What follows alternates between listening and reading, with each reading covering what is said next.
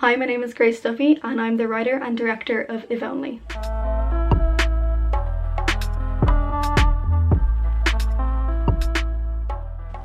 My film follows the story of two teenage boys, one of which is Thomas, who narrates his friendship and feelings towards his friend Evan. Thomas is quite socially awkward and struggles to make friends, where Evan is quite the opposite and began as an extremely outgoing character. Now, I recommend you watch If Only before this because I will be spoiling the ending. It is primarily set on a park bench where Thomas has asked Evan to meet him. It's clear that he's a bit uneasy about what he's going to confess and somewhat emotional about what is seemingly a pretty normal conversation. He confesses to Evan how much he values their friendship and that he has always felt that they could become something more than friends.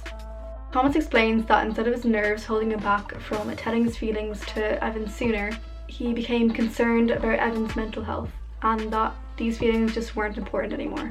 Thomas worried for his friend as he began to lash out with teachers, lose interest in things he was passionate about and their friendship. In the end, we do see Thomas brave enough to ask if their relationship could be more than friends. Then, proceeding to leave flowers at what is now an empty bench, he walks away. What I most importantly try to show with If Only is how important relationships or friendships of any kind could be to someone, especially someone who's experiencing mental health issues. Thomas is shy and somewhat uncomfortable with the strength of his feelings towards his friend, so I'd like to hope that an audience would be left questioning whether if Thomas had spoken up sooner, would it have made a difference? Or perhaps there's nothing he could have done that would have saved him. These are the type of questions that we never really get an answer to, and then people are often left feeling guilty about the loss of a loved one. And I think Thomas demonstrates this guilt a lot of people feel in a similar situation. I also chose to show Thomas differently at the beginning of the film to the flashbacks we see throughout it.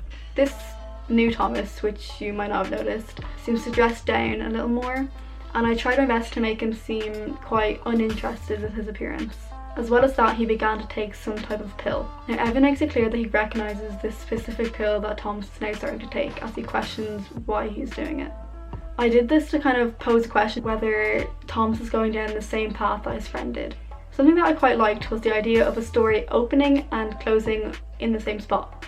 At the beginning, the park bench is shown as a meeting place for the two boys, a place they might come often, whereas in the end it's now shown in a very different light. It's now a place of remembrance for Evan.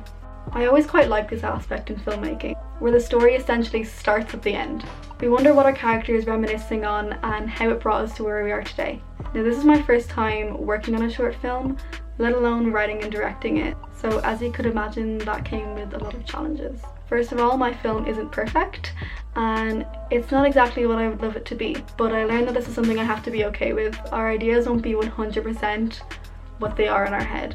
For example, we have 2, maybe 3 cuts of this film because I found it quite difficult to decide what was essential to tell my story and what really wasn't at all. Personally, I'm the type of person that gets attached to the image of a film, and I wanted to keep each part that perhaps was only visually or like cinematically appealing rather than actually moving the story along. So I struggled with that a lot and really condensing it down so it didn't drag on too much. I found it quite difficult to start the initial writing process of the film because I had this idea in my head and I just wanted to spit it out into a script, and it's a lot more difficult than that. To cut the initial dialogue down to the essential minimum that wouldn't take away from the entirety of the film. When it came to the filming day, I really was not used to directing, but luckily I had a great group of people around me that were able to guide me and knew exactly what they were doing. But eventually I got the hang of things and turns out I can be quite bossy when I want to, so.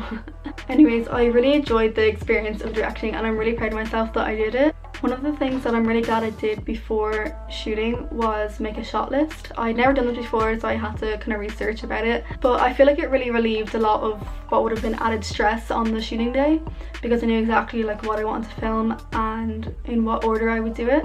So that's something I'm really glad I did and it really helped me. When people watch If Only, I hope they're able to perhaps relate with the idea of appreciating your friends and the relationships you have with people. Looking back on If Only now, there is a lot of things I would have changed and done differently, but for what it is, I am really proud to call If Only my first short film.